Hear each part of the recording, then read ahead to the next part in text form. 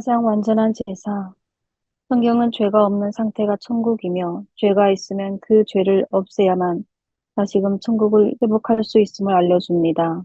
죄를 없애려면 반드시 죄에 대한 대가를 지불해야 하는데 그 대표적인 방법이 구약의 제사 제도입니다.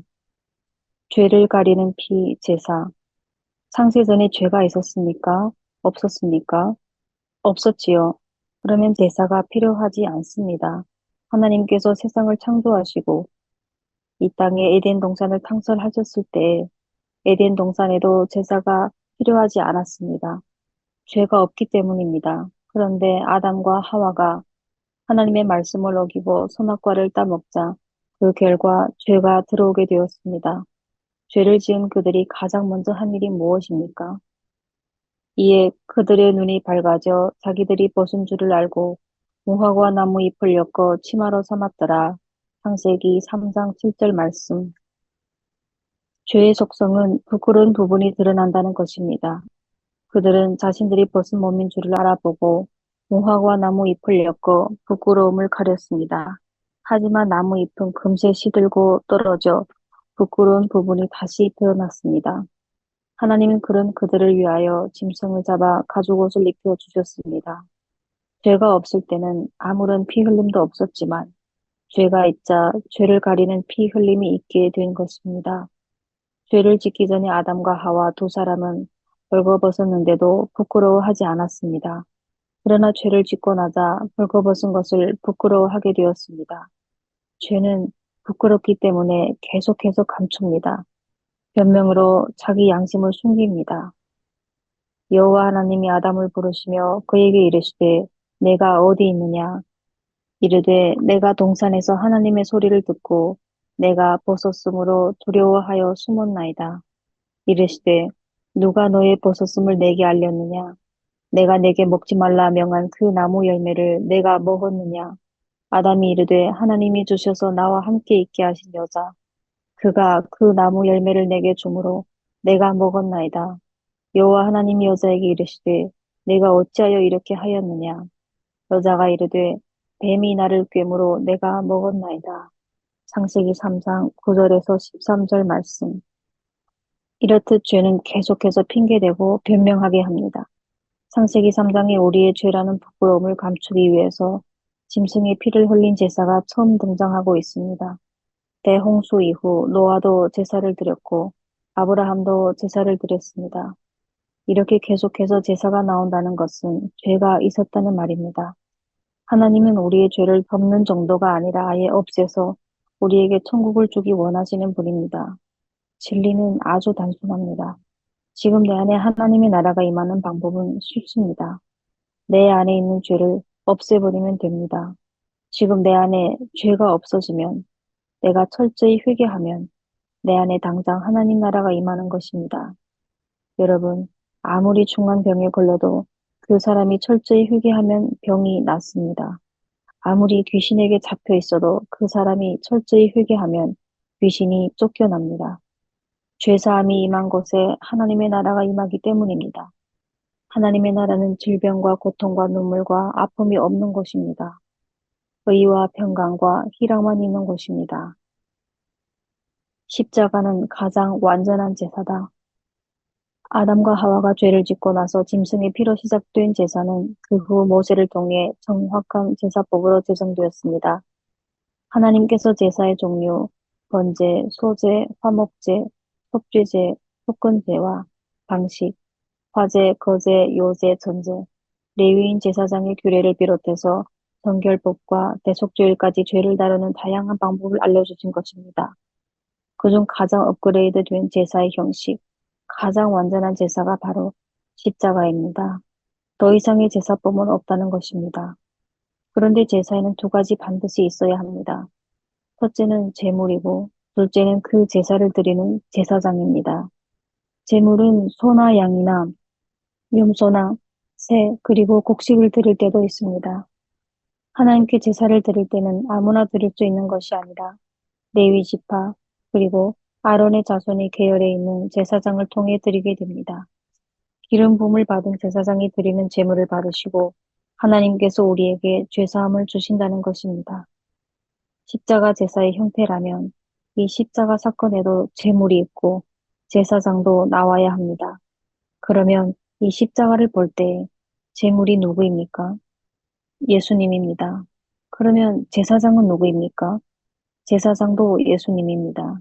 여기서 예수님은 온 백성의 죄를 속죄하는 대제사장입니다. 그러나 예수님은 제물이면서, 그러니까 예수님은 제물이면서 대제사장이 되십니다. 아브라함과 멜기세덱의 사건. 이스라엘에는 12지파가 있고 하나님은 그 12지파에게 다 복을 주셨습니다. 그 중에 하나님의 성막과 성전을 섬기도록 한 지파를 택하셨는데 그것이 레위 지파입니다. 하나님께 드리는 제사도 레위 지파 제사장을 통해 받으십니다. 다른 지파는 제사장이 되고 싶어도 될 수가 없습니다. 예수님이 대제사장이라고 했는데 그러면 예수님은 무슨 지파입니까? 예수님은 유다 지파입니다. 그렇다면 예수님은 이미 자격이 안 됩니다. 그래서 예수님의 대제사장 직분이 잘못되었다고 말하기도 하는데 사실은 여기에 놀라운 영적인 뜻이 있습니다. 하나님께 멜기세덱의 반차를 따른 대제사장이라 칭하심을 받으셨느니라. 멜기세덱에 관하여는 우리가 할 말이 많으나 너희가 듣는 것이 두나무로 설명하기 어려우니라. 히브리서 5장 10절 11절 말씀. 히브리서 5장에서 그리스도는 대제사장이 되시는데 이 멜기세덱의 반차를 따른 것이라고 나옵니다. 멜기세덱에 대한 좀 더 자세한 언급은 히브리서 7장에 나옵니다. 이 멜기세덱은 살렘 왕이요 지극히 높으신 하나님의 제사장이라. 여러 왕을 쳐서 죽이고 돌아오는 아브라함을 만나 복을 빈지라. 아브라함이 모든 것의 10분의 1을 그에게 나누어 주니라. 그 이름을 해석하면 먼저는 의의 왕이요 그 다음은 살렘 왕이니 곧 평강의 왕이요 아버지도 없고 어머니도 없고 족보도 없고 시작한 날도 없고 생명의 끝도 없어 하나님의 아들과 닮아서 항상 제사장으로 있느니라. 히브리서 7장 1절에서 3절 말씀. 평강의 왕이여 아버지도 없고 어머니도 없고 족보도 없는 멜기세덱을 가리켜 그가 예수님이 아니냐고 하는 분들도 있는데 그는 예수님이 아닙니다. 여러 논쟁이 있지만 저는 아니라는 입장인데 그러면 멜기세덱이 누구냐고 묻길래 저는 멜기세덱은 멜기세덱이다라고 말했습니다. 더 이상의 답이 없습니다. 멜기세덱은 성경 그대로 지극히 높으신 하나님의 제사장으로 있습니다. 창세기 14장에는 전쟁 때문에 포로로 사로잡힌 롯을 구하기 위해 아브라함이 집에서 기르고 훈련시킨 군사 318명을 데리고 가서 롯을 구해오는 사건이 기록되어 있습니다. 아브라함이 그돌라오멜과 동맹을 맺은 왕들을 쳐부수고 빼앗겼던 재물과 루카 롯과 그의 사람들을 구출해 돌아오는 길에 소돔 왕과 살렘 왕 멜기세덱을 만나 멜기세덱이 아브라함을 축복하는 장면입니다. 아브라함이 그돌라오멜과 그와 함께한 왕들을 쳐부수고 돌아올 때에 소돔 왕이 사회 골짜기 곧 왕의 골짜기로 나와 그를 영접하였고 살렘 왕 멜기세덱이 떡과 포도주를 가지고 나왔으니 그는 지극히 높으신 하나님의 제사장이었더라. 그가 아브라함에게 축복하여 이르되 천지의 주제이시오 지극히 높으신 하나님이여 아브라함에게 복을 주옵소서. 창세기 14장 17절에서 19절 말씀. 그러니까 아브라함은 조카 롯을 구출하기 위해 이미 여러 왕을 죽였습니다. 그런 상황 속에서 멜기세덱이 그를 축복해 주었습니다. 저는 이 말씀을 읽으면서 멜기세덱이 왜 이때 왔을까? 이때 와서 왜 아브라함을 축복했을까? 아브라함은 왜 멜기세덱에게 자신이 얻은 것의 10분의 1을 주었을까? 이런 질문을 하게 되었습니다. 멜기세덱은 하늘에 있는 하나님의 제사장으로 하나님께서 아브라함에게 보내셨습니다. 그런 그가 아브라함에게 떡과 포도주를 가지고 나왔고 아브라함을 축복했습니다. 멜기세덱이 과연 11조를 받기 위해 아브라함에게 와서 그를 축복했을까요? 하늘의 영원한 대제사장 예수 그리스도. 멜기세덱은 제사장입니다. 제사장이 하는 일은 제사를 통해 백성의 죄를 사하는 것입니다. 하나님의 제사장인 멜기세덱이 아브라함에게 왔다는 것은 아브라함에게 죄가 있다는 것을 나타냅니다. 무슨 죄가 있습니까? 왕들을 죽인 살인죄입니다. 아브라함의 손에 피가 묻어 있는 것입니다. 하나님께서 택한 아브라함에게 죄가 있는 상태에서는 하나님이 그와 내 자손이 별과 같이 많아지리라 라고 언약하실 수가 없지요. 다윗 역시 마찬가지였습니다. 다윗은 하나님의 마음에 맞는 사람입니다. 그런데 우리 하나님은 맞는 것은 맞고 틀린 것은 틀린 분입니다. 다윗이 하나님을 위해 성전을 짓겠다고 했지만 하나님은 그의 손에 피가 많이 묻어서 안 된다고 하시고 대신 그의 아들 솔로몬이 하나님의 성전을 건축할 것이라고 말씀하셨습니다. 아브라함이 조카 롯을 구한 일은 잘한 것이지만 사람을 죽인 아브라함의 마음에는 당연히 평화가 없습니다. 그것을 보신 하나님께서 살림 왕 멜기세덱을 급파하신 것입니다. 18절에 떡과 포도주라는 말씀이 아주 중요합니다. 저는 이 떡이 예수님의 살이요, 포도주가 예수님의 피라고 생각합니다. 그러니까 멜기세덱이 죄를 지은 아브라함에게 예수님의 몸과 피로 성찬식을 베푼 것입니다. 그때 이미 예수님이 그분의 몸과 피로 함께 오셔서 그것을 통해 아브라함의 죄를 사하신 것입니다. 이로써 하나님은 죄가 없어진 상태의 아브라함과 언약을 맺으시고 아들 이삭을 낳아 이후로 아브라함을 통해 하나님의 약속의 자녀들이 출생하게 된 것입니다. 그러니까 멜기세덱은 그의 제사장의 직분을 감당하여 아브라함이 죄사함을 받도록 해준 것입니다. 그러면 아브라함이 높습니까? 멜기세덱이 높습니까? 멜기세덱이 높습니다. 내가 영원히 멜기세덱의 반차를 따르는 제사장이라 하셨으니 히브리서 5장 6절 말씀. 우리 예수님은 멜기세덱의 반차를 따르는 제사장으로 오셨습니다. 이는 멜기세덱이 아브라함을 만날 때에 레위는 이미 자기 조상의 허리에 있었습니다. 레위 계통이 제사 직분으로 말미암아 온전함을 얻을 수 있었으면 백성이 그 아래서 율법을 받았으니 어찌하여 아론의 반차를 따르지 않고 멜기세덱의 반차를 따르는 다른 한 제사장을 세울 필요가 있냐? 제사 직분이 바뀌었은즉 율법도 반드시 바뀌어지리니 이것은 한 사람도 제단을 이를 받들지 않는 다른 지파에 속한 자를 가리켜 말한 것이라. 우리 주께서는 유다로부터 나신 것이 분명하도다. 이 지파에는 모세가 제사장들에 관하여 말한 것도 하나도 없고 멜기세덱과 같은 별다른 한 제사장이 일어날 것을 보니 더욱 분명하도다.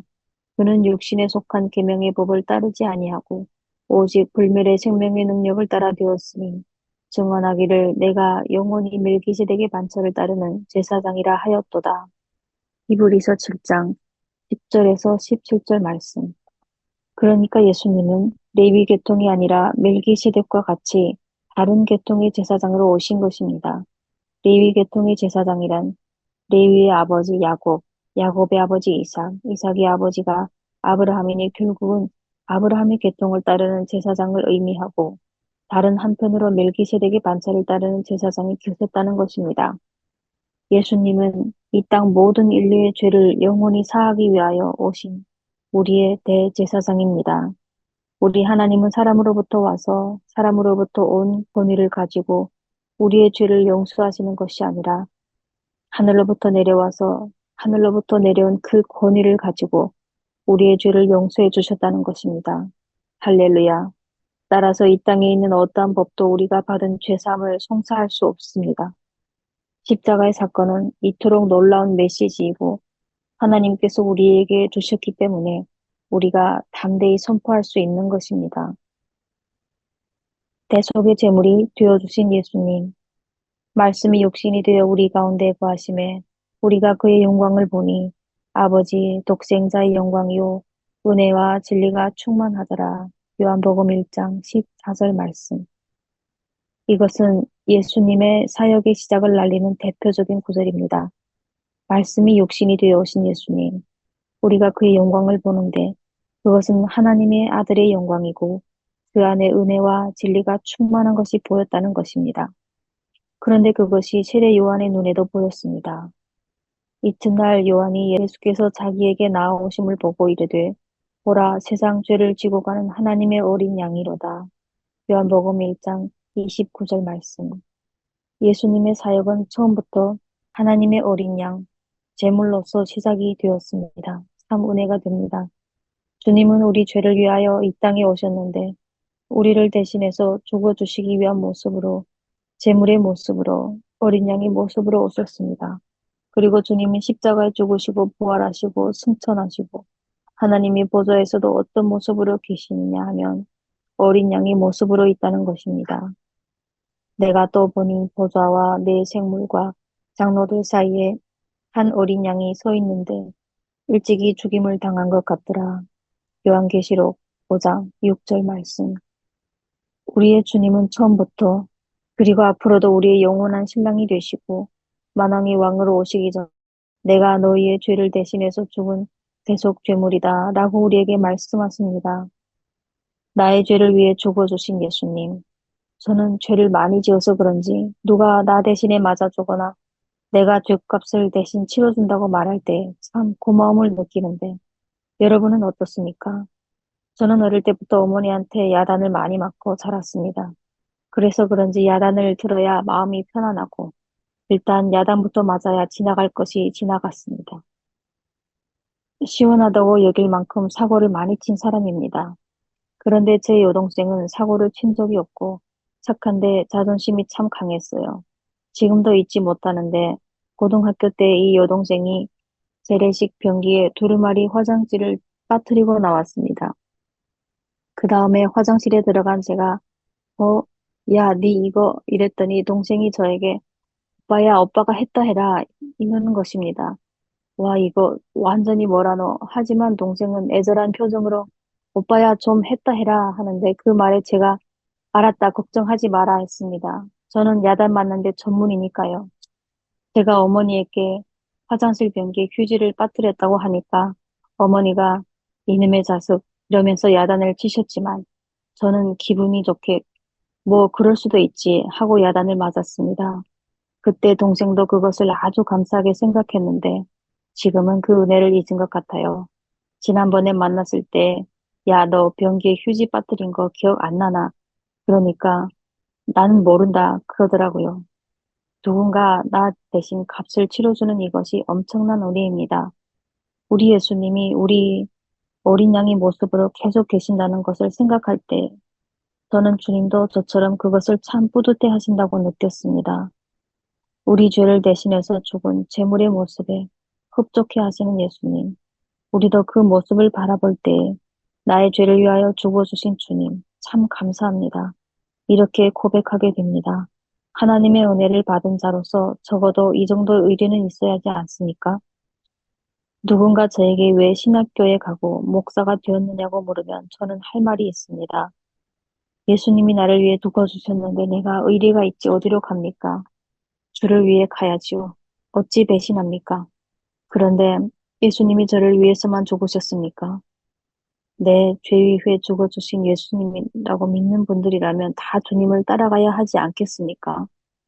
여러분, 진짜 크리스천이 되기 원합니까? 모든 것을 다 벗어던지고 정말 주님께만 미쳐서 올인해 보시겠습니까? 마지막 때의 신앙이란 정말 극단적인 신앙이 되지 않으면 안 됩니다. 지금 우리가 그 위치에 와 있다는 것을 잊지 마시기 바랍니다. 아멘.